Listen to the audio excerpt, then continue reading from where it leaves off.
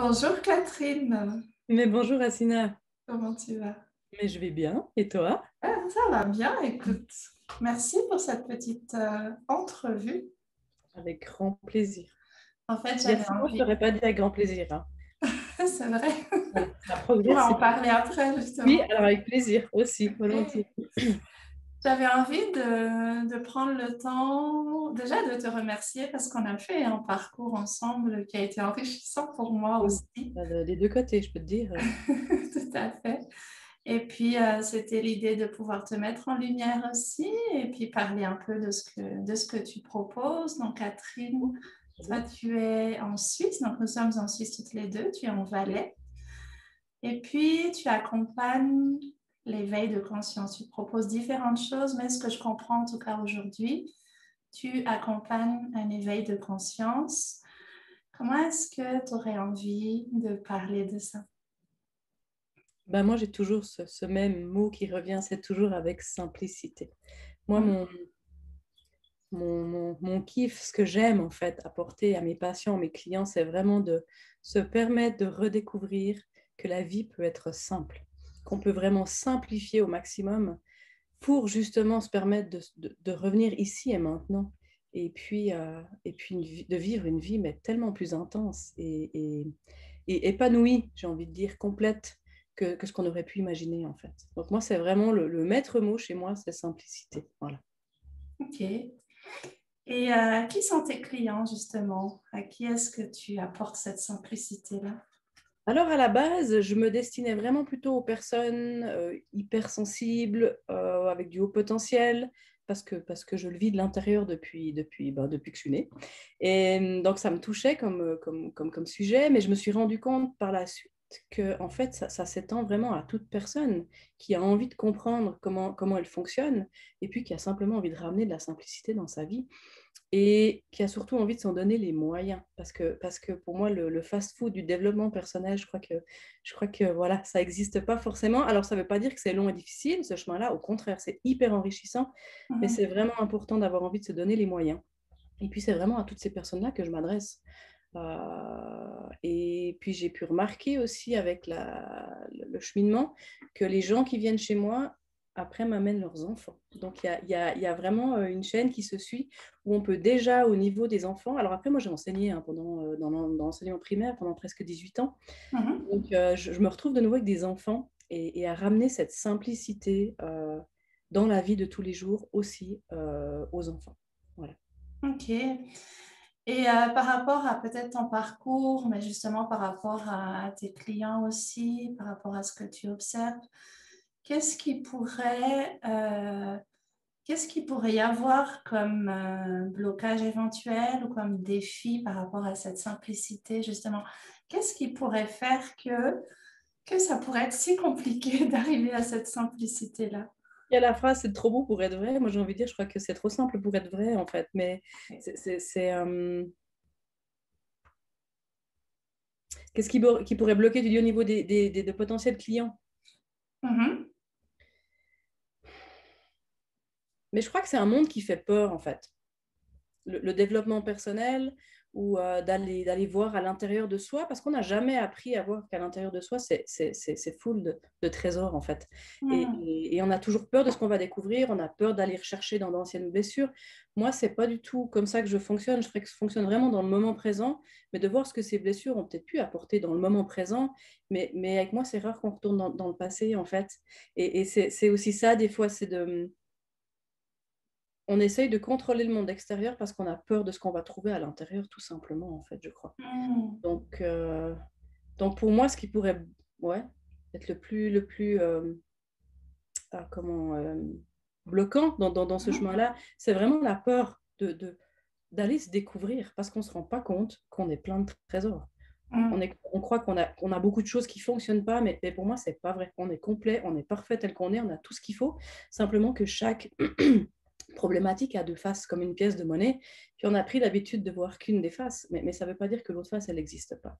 Donc, Mhm. c'est vraiment de se mettre voilà, dans la tête et dans le cœur, de se dire, mais en fait, si je vis, par exemple, mon hypersensibilité de manière compliquée, bah, ça veut dire qu'il y a l'autre face aussi derrière avec la simplicité. Et puis, c'est de s'autoriser à aller redécouvrir tout ça. Ok. J'aime bien ce que tu dis. En fait, ça peut être ce que je comprends, toutes les idées qu'on peut se faire par rapport à qui on est, par rapport à comment est-ce qu'on peut vivre notre sensibilité, par rapport à ce qu'on peut imaginer d'un travail personnel aussi. Tu as parlé de développement personnel. Tout ça, en fait, ce que je comprends avec ce que tu apportes, c'est que le processus en lui-même peut être simple, justement, et ce processus-là, en même temps, amène à une certaine simplicité. Est-ce que Bah, c'est ça? oui, ouais, oui, oui, oui, c'est bien résumé, c'est ça, ouais, c'est vraiment ça. Mais par contre, c'est vraiment de se dire que on veut souvent être directement au sommet de la montagne, mais en fait, c'est le processus qui est tellement intéressant, c'est l'expérimentation, c'est la vie au quotidien. Et des fois aussi, ce qui pourrait bloquer, c'est de se dire, mais moi, je veux me rendre là, mais je vois pas comment je peux y arriver.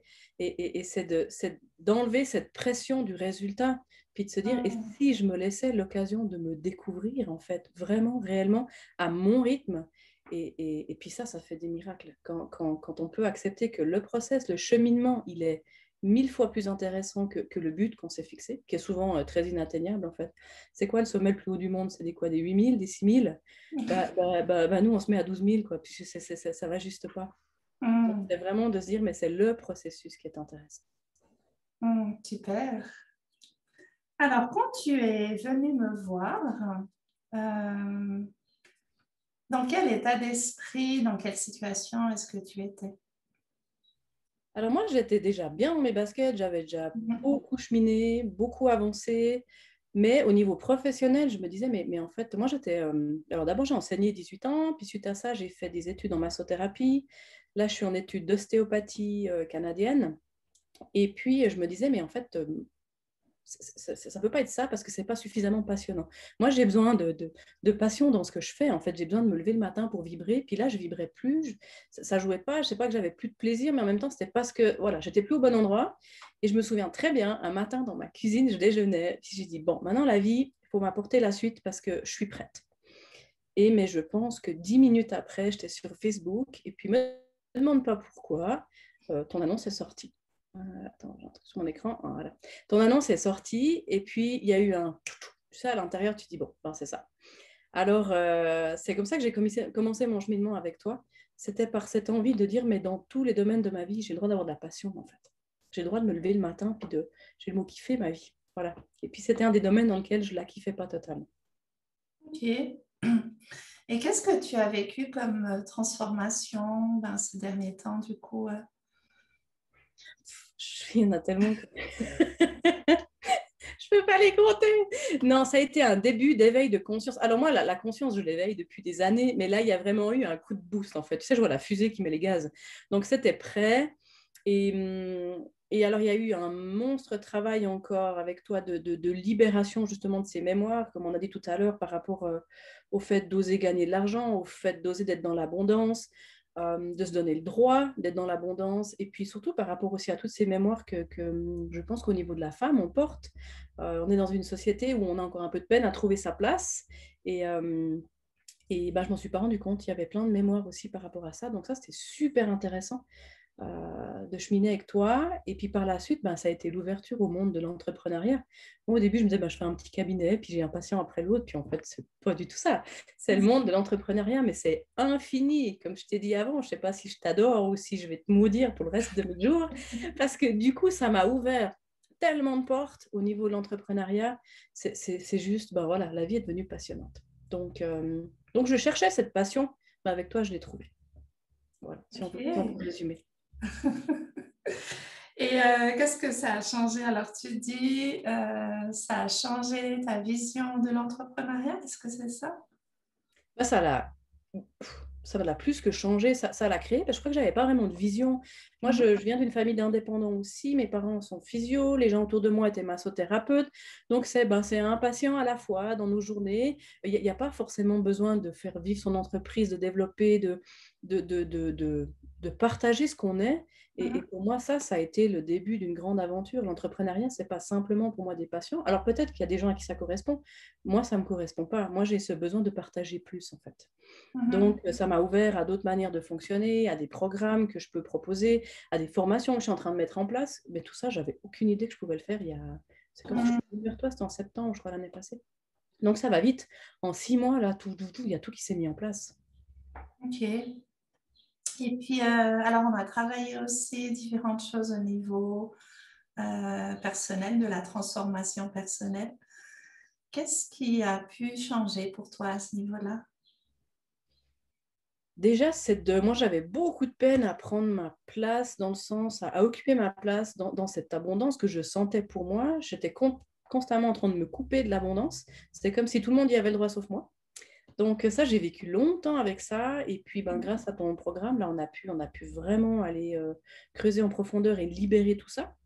Et puis, moi, j'ai vraiment envie de dire dans le rôle de femme, ben oui, j'ai envie d'être carriériste, mais j'ai envie d'être épouse, j'ai envie d'être maman, j'ai envie d'assumer un petit peu tous ces rôles-là avec stabilité, avec équilibre, avec simplicité. Et puis de nouveau, je dis c'est l'ère du et, pas l'ère du ou. C'est pas de dire je suis carriériste ou mère de famille, mais c'est je peux être carriériste, épouse et mère de famille. Je peux être tout ça à la fois en fait, Hmm. en trouvant mon rythme. Donc moi, c'est vraiment mon rôle de femme aussi qui a été on est Ok. venu, t'es bien venu taper dedans en fait, pour secouer le cocotier des fausses croyances. Puis là, c'est en train de tout s'ouvrir partout en fait. C'est ça qui est magnifique pour moi. Et je me sens femme. Je me sentais pas femme avant de te rencontrer. Là, je me sens vraiment de l'intérieur où j'ai cette féminité qui s'éveille. Et qu'est-ce que ça fait du bien en fait. Qu'est-ce que c'est bon à vivre au quotidien. Voilà. Du coup, est-ce que c'est pouvoir être tout et à la fois dans ce tout, c'est une multitude de possibilités, c'est une intensité. Tout est Et possible. ce que j'aime bien dans ton énergie, c'est à la fois tout ça ramené à la simplicité. Ben, c'est ça, c'est de nouveau, c'est que tout ça, si on veut l'avoir, on peut le faire, mais dans la simplicité.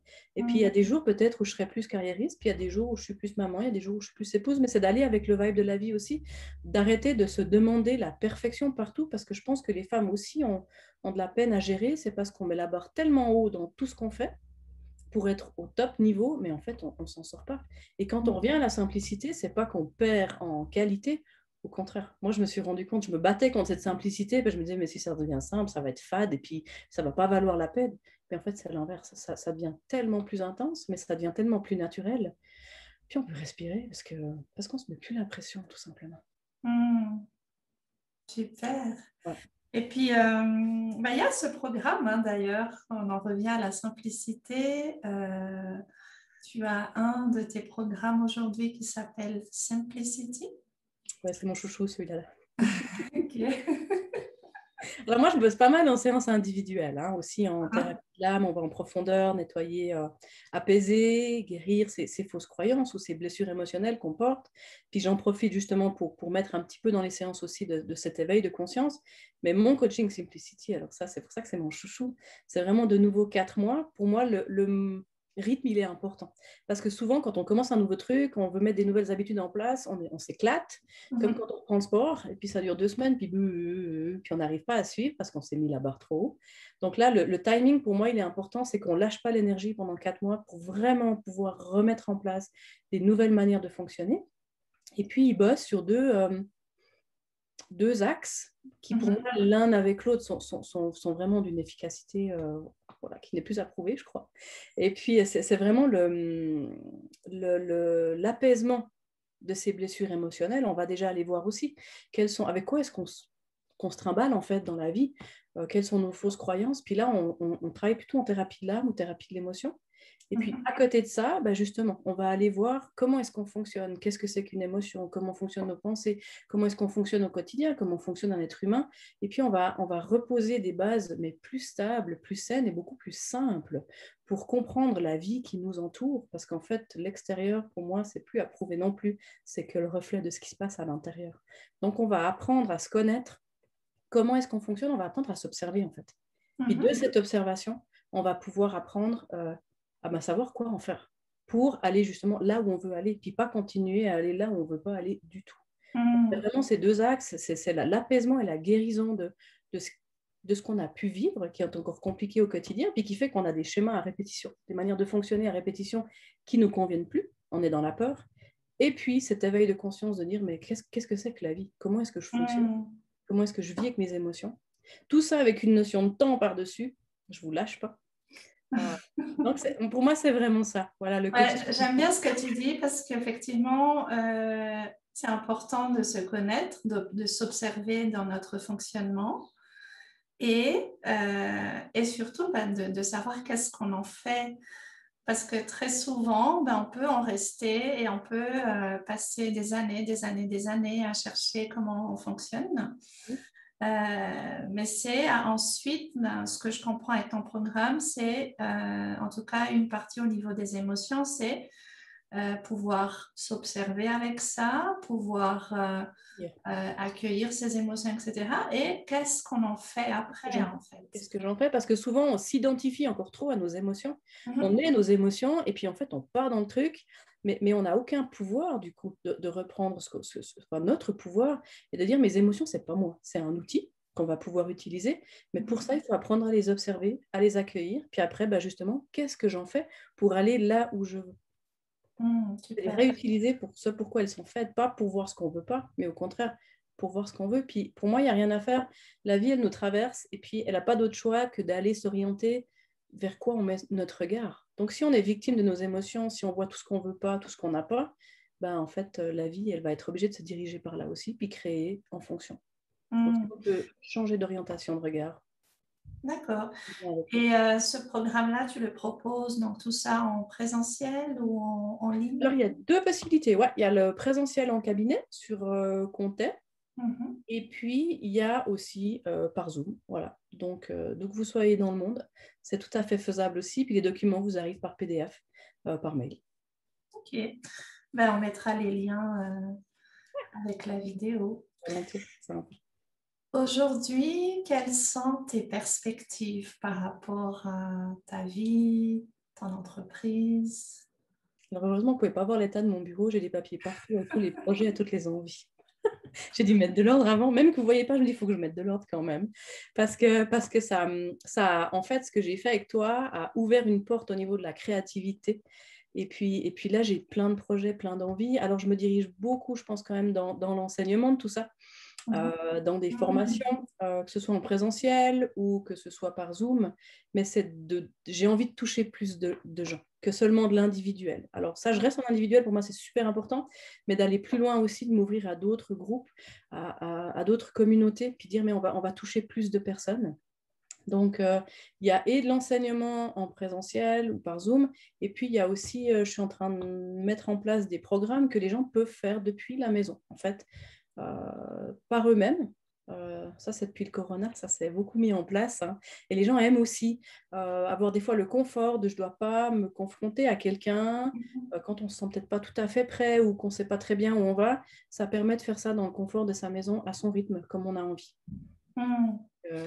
C'est intéressant que tu ramènes le côté enseignement, en fait. Ce que je trouve avec ça, c'est qu'il y a une logique, et ça, je le dis souvent, il y a une logique dans tout ce qu'on a traversé, que ce soit ce qu'on a traversé personnellement, mais aussi toutes les expériences professionnelles, les choix professionnels ne viennent vraiment pas par hasard. Donc, je trouve intéressant que aujourd'hui, tu puisses capitaliser ça aussi, en fait. J'avais dit, quand je suis partie de l'enseignement primaire, je savais que j'y reviendrais, mais je ne voulais pas l'admettre. J'avais dit plus jamais de ma vie, je n'enseignerai plus, c'est terminé, c'est fini.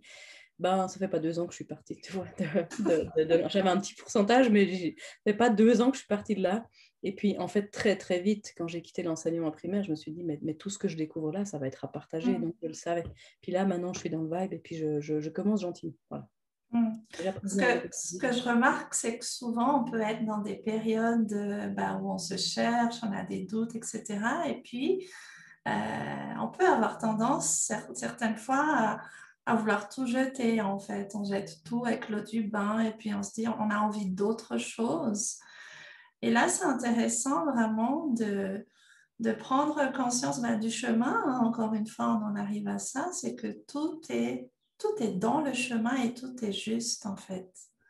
C'est clair. Et plus tu vas jeter l'eau du bain, comme tu dis, plus en fait tu mets à la poubelle des années d'expérience. Mhm. Ça ne veut pas dire que je jette l'eau, enfin je veux plus enseigner, ok, mais ça ne veut pas dire que je dois jeter cette expérience. Mhm. Elle fait partie de ce que je suis, elle m'accompagne, et puis peut-être qu'elle va me servir. C'est toujours, moi je dis de laisser les portes ouvertes en fait. Non, je veux plus enseigner maintenant, comme ça s'est passé il y a 2 ans, mais je laisse la porte ouverte. Et puis Mhm. voilà, ça se fait, puis tout d'un coup, l'enseignement là, il trouve sa place, puis je me dis, waouh, en fait ça me passionne.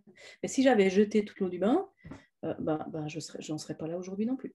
Mhm. Et je trouve intéressant ce qu'on est en train d'échanger par rapport à ça aussi. On parle beaucoup de mission de vie.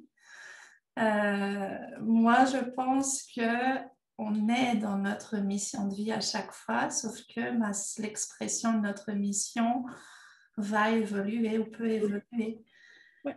Et puis des fois, on peut passer du temps à chercher à midi à 14 heures. Je suis Et passée ça par peut là, être c'est pour ça que je temps m'enseignais la simplicité. C'est parce que justement, je suis passée par la complication. Et le jour où j'ai découvert que c'était tellement simple, j'ai dit, mais ça doit se partager parce que en fait, c'est tellement simple. Voilà. Super. Est-ce que tu aurais un dernier message à partager? Ben justement, je crois que c'est de se dire que oui, la simplicité, c'est possible et puis c'est pas réservé à quelques élus du développement personnel. C'est accessible à toute personne qui a envie de s'en donner les moyens. Alors oui, je ne cache pas que ça demande des efforts, ça demande de l'engagement, ça demande de l'implication, ça demande du temps, ça demande souvent de l'argent aussi. Mais qu'est-ce que ça en vaut la peine? En fait, je crois vraiment que cette simplicité, elle est là pour tout le monde. Donc moi, c'est vraiment le message que j'ai envie de faire passer au travers de ce que je fais, c'est que tout le monde a le droit à cette simplicité, vraiment. Magnifique.